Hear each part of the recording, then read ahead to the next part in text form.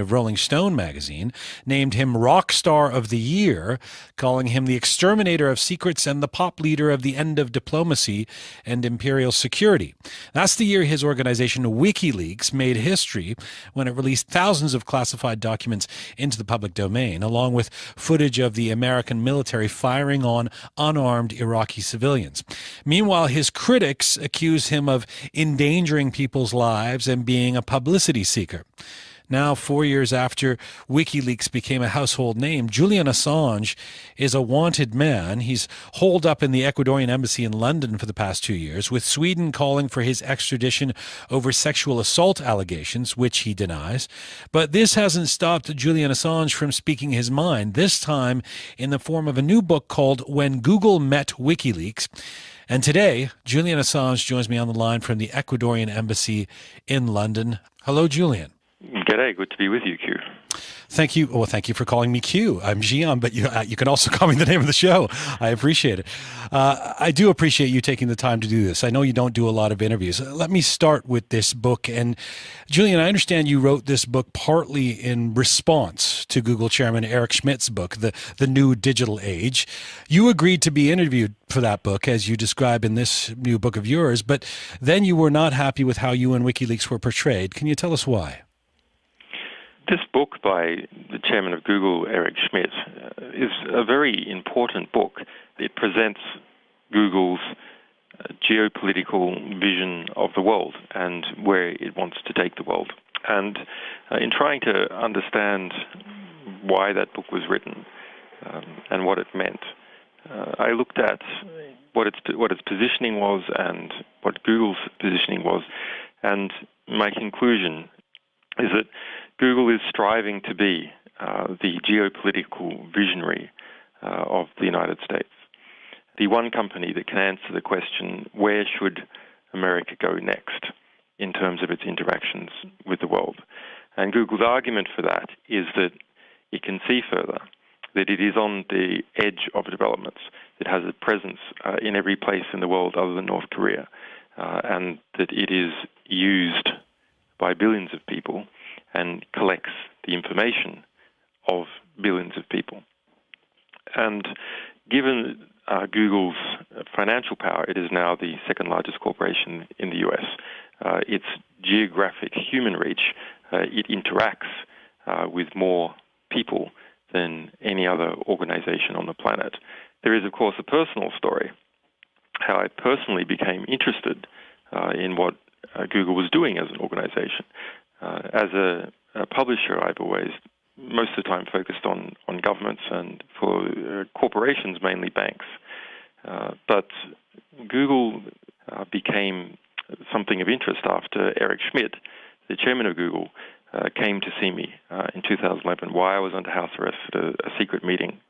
Yeah, I mean, you to a certain extent, well, I was going to say you intimate, but you pretty much overtly state that he kind of pulled one over on you, or you agreed to do this interview for reasons that you soon found or decided were not entirely what was presented to you? It's hard to say ultimately, but what we do know is that the information collected as a result of the interview very quickly, some parts of it went to the U.S. State Department, to the top of the U.S. State Department, to the degree that when we called up the U.S. State Department on another matter that had to do with our ongoing cable publications, the U.S. State Department looked to authenticate that it was really WikiLeaks and it was really me who was calling and wanting to speak to Hillary. And so they used Eric Schmidt's then girlfriend, who had come out to see me with this Google visit. They used her as the secret back channel for that communication. She doesn't formally work for the U.S. State Department. She has no formal role in being the back channel for the U.S. State Department. But of course, within the State Department, they had known about this visit. So Right. This got me very interested in how was it that the chairman of Google was literally in bed, in a way, with the US State Department. I want to get to how this is all, what the implications of this have been for you personally. But 2 steps back, when you talk about Google, at one point in the book you say, we all want to believe that Google is benign, that it isn't a player in any sort of nefarious way. But then you allege that Google, and I'm quoting you, heralds the death of privacy and shifts the world towards authoritarianism. So if you were to put it in a nutshell, what worries you most about the growth of Google and its aggressive sort of mission to become a dominating force online, as you put it? I think Google started out in a different place. Google was an expression of the Berkeley, Stanford graduate student culture, and you can see that in its sort of early internal self-reflection and the way it wanted to position itself. But pretty quickly that became an illusion. It was something used to cater to the engineers that it wanted to hire, to feed into their graduate student culture that they wanted to continue on once they got into a workplace, to have a workplace with soft, colourful, bouncy cushions, just like a graduate student lounge. Right. And it kept up that illusion as it became a very big and very powerful company. So, of course, I wanted to believe that Google was on the right side, as some smaller Californian companies are, in trying to make the internet a place where the world can speak to itself in a free and humane manner. But Google isn't that anymore, and the trajectory that Google took is much the same as any other large corporation that grows up in the United States. Google, because it involves itself with the world, is, if you like, an exporter, like Coca-Cola is an exporter. And it needed to deal with foreign markets and foreign governments and foreign regulation, but it had no experience in doing that. So it came to hire people that had worked for Hillary and Susan Rice in the State Department. And in that manner, Google and the State Department became reliant on each other. Do you think that for many of us around the world, those of us who use Google every day, enjoy the Google Doodle, do you think we're being misled? Do you think that we have this sense of this, as you put it, soft and cuddly portal into the world where there's something deeper that we should be worried about at stake? Google imprints on people's eyeballs billions of times a day that colorful logo, that logo that appears like it was constructed from a child's playroom blocks or from a kindergarten. And, just like the IDF has a history of using innocent-seeming blonde women as spokespersons, or under George W. Bush, the White House spokesperson was similarly a woman, even though the positions taken militarily were aggressive and, if you like, masculine. Google, through this imagery, has been, concealed the proper perception of what it's doing. So let's turn to what it is actually doing. Google's business model is to create free service traps. So that's, for example, store all your email with us for free. Tell us all the things that you're interested in, and we'll search the net for them for free. We'll supply the operating system to your telephone. So most of the smartphones now, more than 80% of those have been sold, actually have the Google operating system inside, and report all your contacts, your GPS location to Google, which it says that it says that it needs to do that in order to show you where you are on a map when you look on your phone, for example. So these free service baits are used to collect billions of pieces of information about individuals each day that they are not giving to other people. They're not even giving them to the National Security Agency, for example. It takes the information, stores it, indexes it, and uses it to create computer models of people's interests. And then using the computer models of people's interests, it sells ads to couple the advertising with those interests. That's 80% of its business model. Now, it does engage in other forms of business. since 2002, Google has been involved in selling search services at the least to the National Security Agency. The first contracts arose in 2002. It is formally part of the defense industrial base. In fact, in the book, I refer to an email sent between the head of the NSA and Eric Schmidt, and Sergey Brin, the now CEO of Google, talking about how it is part of the defense industrial base. And so that this close connection between Google's business activities, its business model, which it can't get away from, and the US government, created an opportunity for the National Security Agency to stick its fangs into everything that Google was collecting. Julian, I should know, we requested a comment from Google in response to some of the arguments you make in the book. They replied, but said they didn't have a comment on this at this time. But in 2013, speaking at an event in New York, Eric Schmidt, Google's Eric Schmidt, said there's been spying for years, there's been surveillance for years, and that he was not going to pass judgment on that. It's the nature of our society. What do you make of those comments? Eric Schmidt had been, he's met with the head of the National Security Agency. Freedom of Information Act's come out in relation to that. He's someone who goes to the White House several times per year. He's been to the last 4 Bilderbergers. This is someone who fits the model of a head of industry player, a classic head of industry player.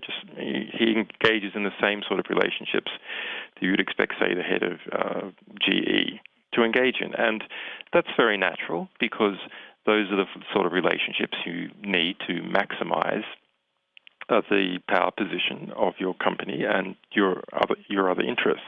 But we should see that Google is a normal, large American company, and it suffers the same problems of integration with the state that other large American companies do. Unlike, say, Lockheed Martin or Raytheon or Boeing, however, Google is involved in the business. It is its business model to collect the information on billions of people every day, take that and store it and keep it in your jurisdiction. So that's the real difference. And the perception of what it is not at all like the perception that we've built up. Sure. In fact, we willingly give our information for the most part. Let me ask you about you and all this. I mean, we willingly give information, but I don't think that there's proper informed consent in the giving of that information because people don't really understand. Right. I've spoke to one of my lawyers recently who's not a technical person, doesn't know anything about the internet, and he read the book, and he was very shocked and surprised. And I asked him, well, why? What was the transition in your perception of this company? And he said, I had no perception of this company. I thought it was just like a tap that you turn it on and search results come out. Yeah, and quite frankly, it's helpful. We use it every day. We didn't, if Google goes down, how do I find out information? I mean, not only do we see it as benign, to a certain extent, we see it as helpful, as assistance. Giving each of us a competitive edge over the other. So I've got to ask you about you. You are sharply critical of Google in this book, and of course, you have your critics too. You and WikiLeaks have admirers, but some have accused you of being a criminal and a traitor. It occurs to me you're there in the Ecuadorian embassy. This is quite a bold book to write. How do you feel about being such a divisive figure? Does it bother you? Is being controversial something you're comfortable with? Well, look, we went head-to-head with the US government. It wasn't our intent. Our intent was just to stick by our agreements with our sources, which is to represent them to the public, a court of public opinion in a fearless manner, and to not censor them in doing that. And of course, we also have an interest in exposing war crimes and these sorts of things. But having gone down that path, of course, it did trigger an enormous reaction from the U.S. State Department and Pentagon. And that reaction is a result of intense embarrassment and loss of perceived authority by those institutions. So they had to, on the one hand, distract from the publications, which were undeniable because they were their own documents or articles based on their own documents, revealing the deaths of more than 20,000 people in Afghanistan on a case-by-case basis, individual deaths, and more than 108,000 in Iraq, and then, of course, U.S. State Department's involvements in many countries and what was happening in Guantanamo Bay and many other issues. So they needed to distract from that. And, of course, they used the method, which is, I think, tied, but nonetheless seems to work for them, that they've used since World War II at least, which is whenever there's criticism by national security reporters or publishers of the Pentagon, State Department, and other U.S. security apparatuses, they say, oh, what about the risk of these publications?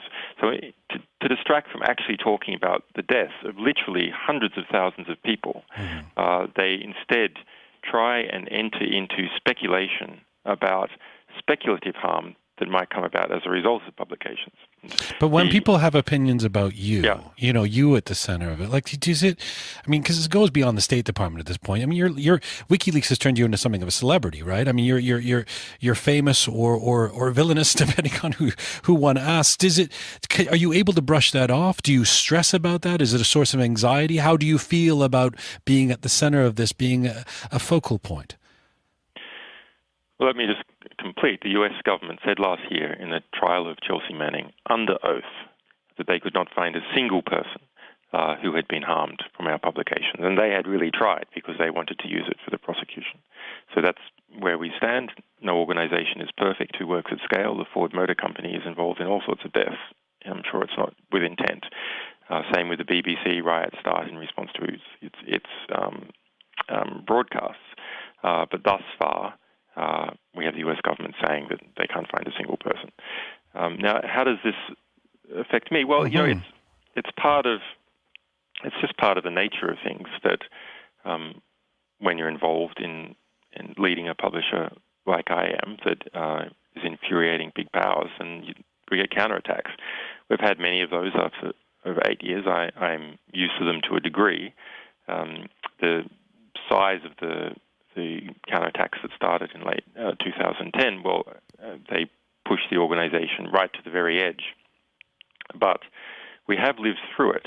And all of that outweighs what I mean, do you ever feel personally hurt?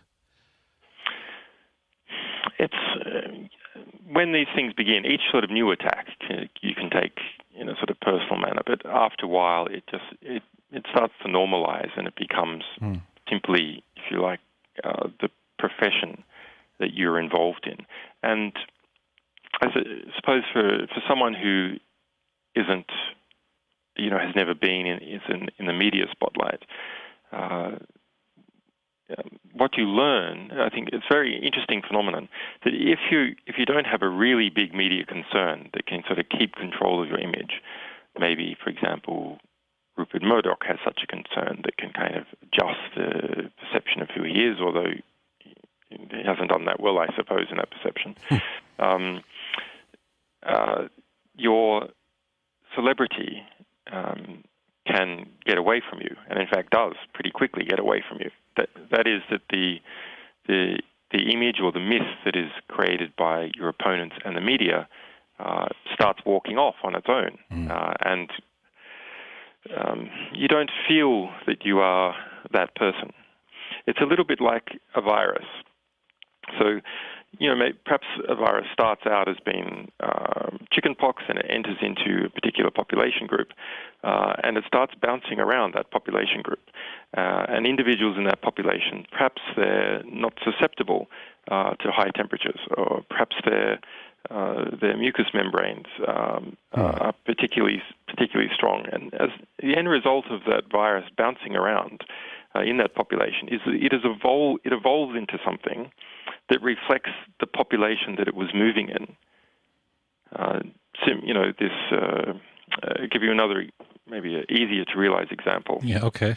The Barack Obama and his birth certificate. Was he really, in fact, born in Kenya?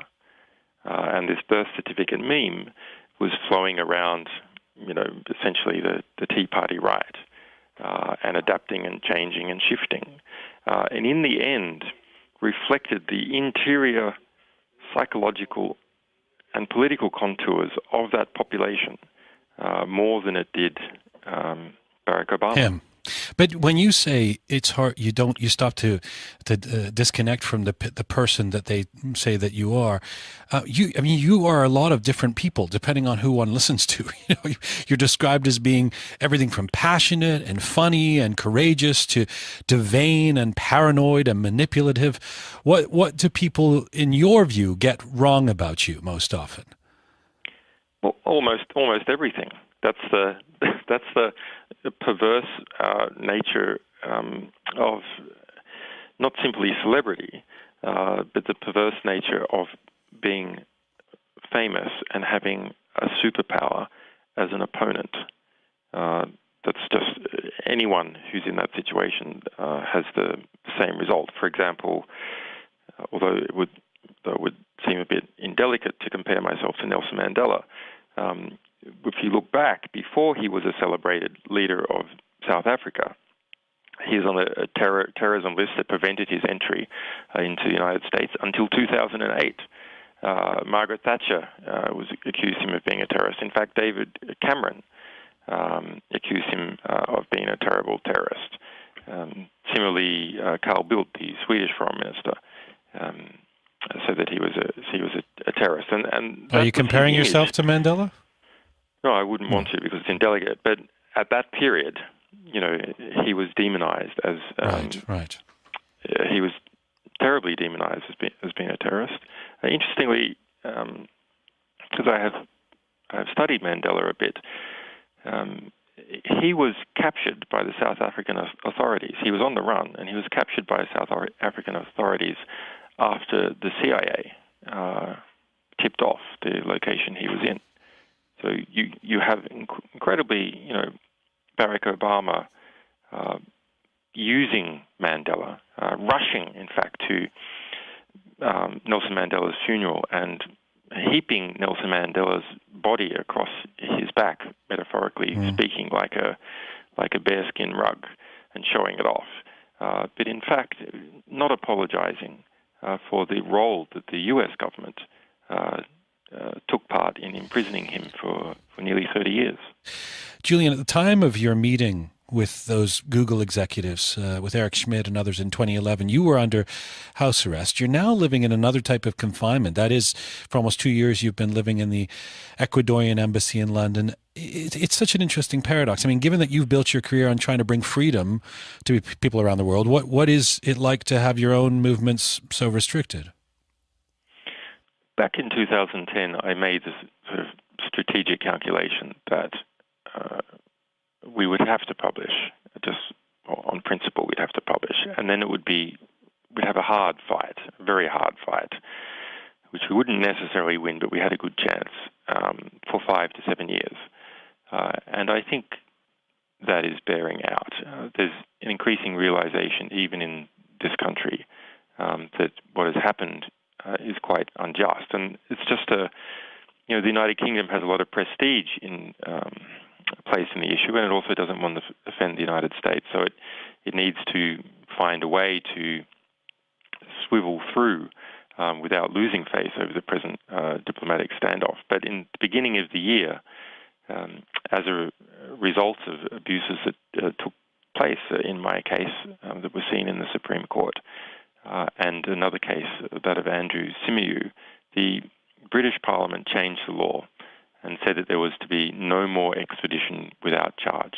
And I haven't been charged in the United Kingdom or in Sweden, and therefore I should not be extradited. It seems obvious, that it's an absurd situation that you could be extradited without charge or any evidence.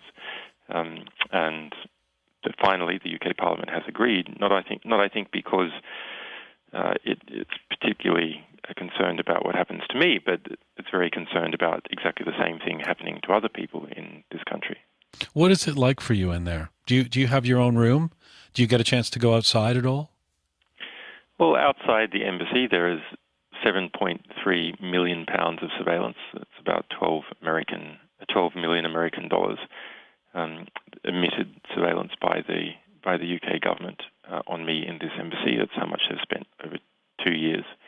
And when asked for under Freedom of Information request for the breakdown of that, they refused to give it, citing national security grounds. But we know from our counter intelligence work and by looking at the cost factors that there's approximately 16 people 24 hours a day surveilling this embassy from the British police alone, if you include the managers of the operation as well.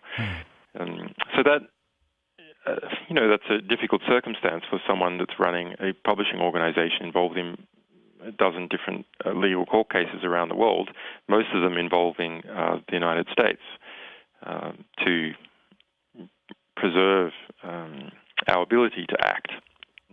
On the other hand, there can be no raids in the middle of the night, no subpoenas, because it is an embassy.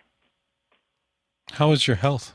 There was speculation that you might be leaving the Ecuadorian embassy this summer, and then there were rumors that your health is deteriorating. And I think about your mental health too. When you dedicate this book to your family, what the toll it might be taking to be in that embassy. How would you describe your health these days? Well, look, I'm pretty hard to kill, and I come from a very long-lived family line. But I am quite adaptable, and to some extent, this business I'm involved in,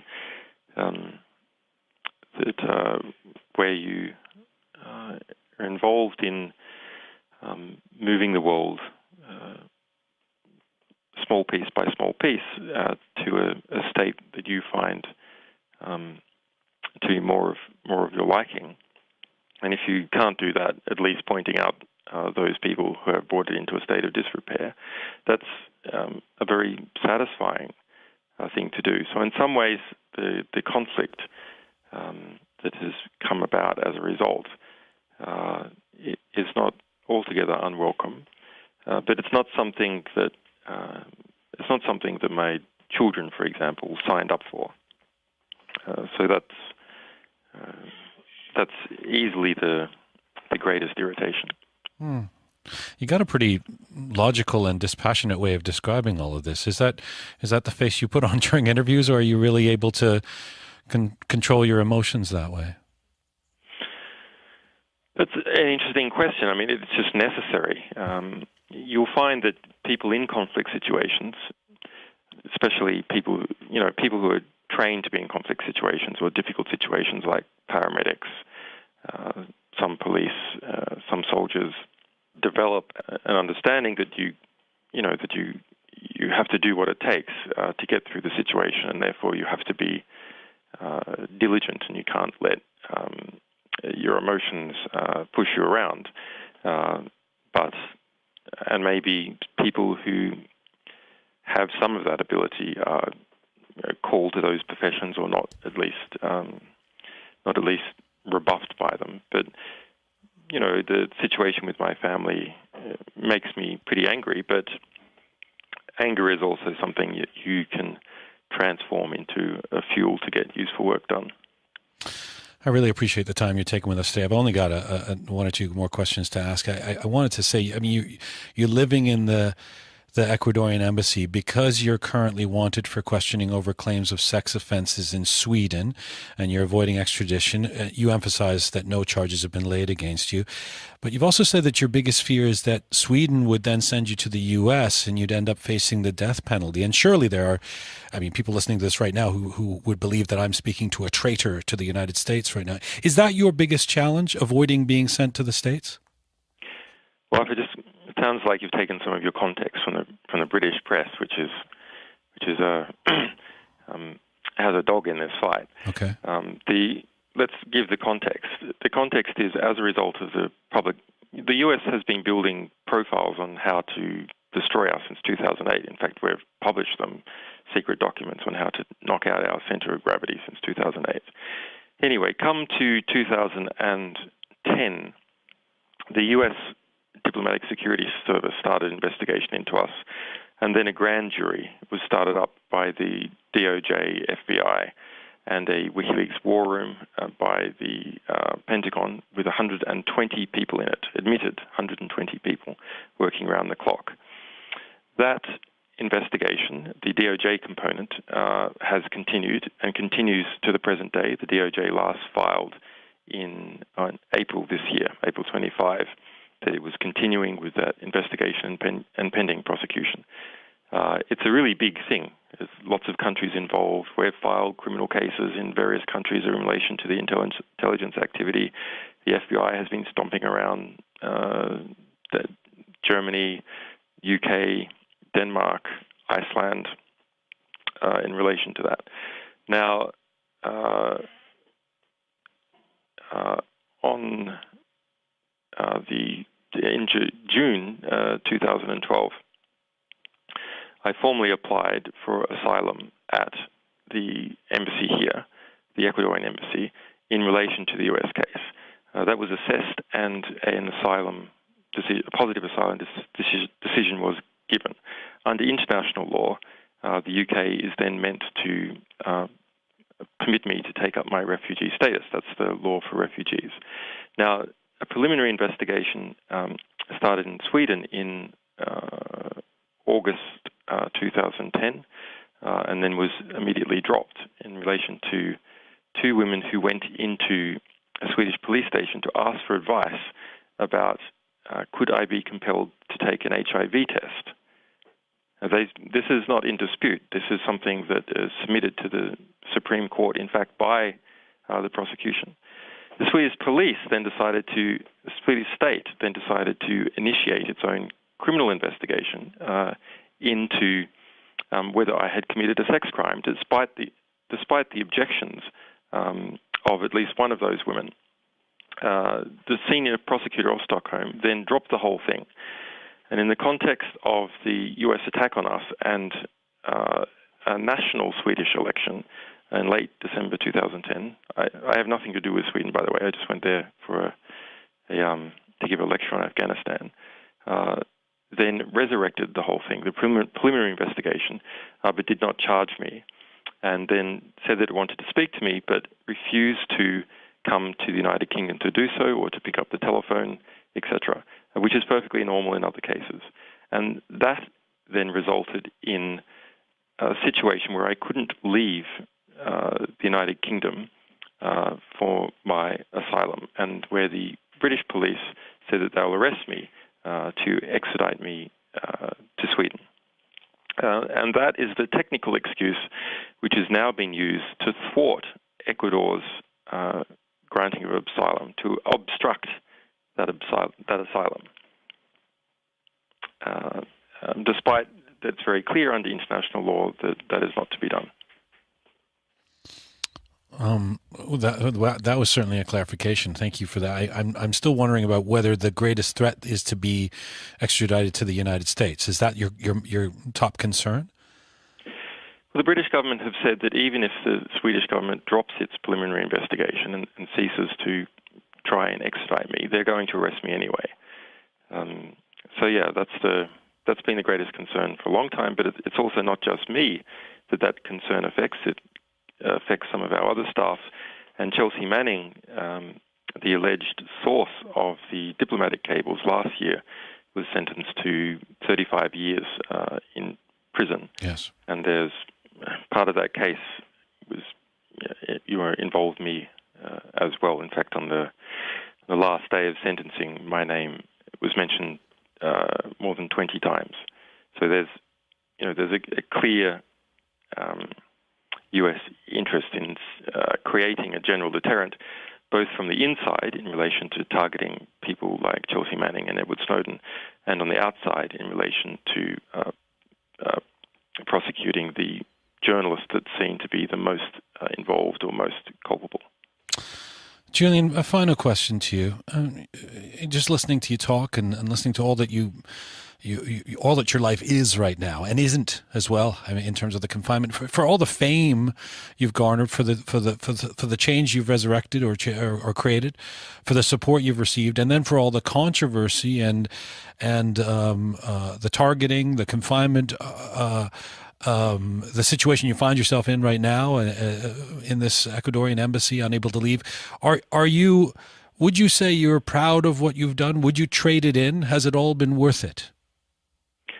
I can instantly say I'm proud of it, not because I haven't thought about the issue, but I have thought about the issue.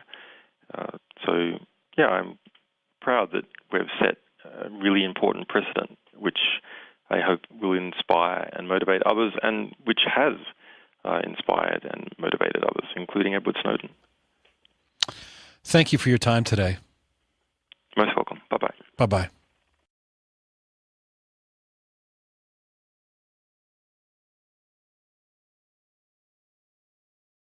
Well, the New York Times describes my next guest as a new kind of human and an international man of intrigue. In 2010, the Italian edition of Rolling Stone magazine named him Rock Star of the Year, calling him the exterminator of secrets and the pop leader of the end of diplomacy and imperial security. That's the year his organization WikiLeaks made history when it released thousands of classified documents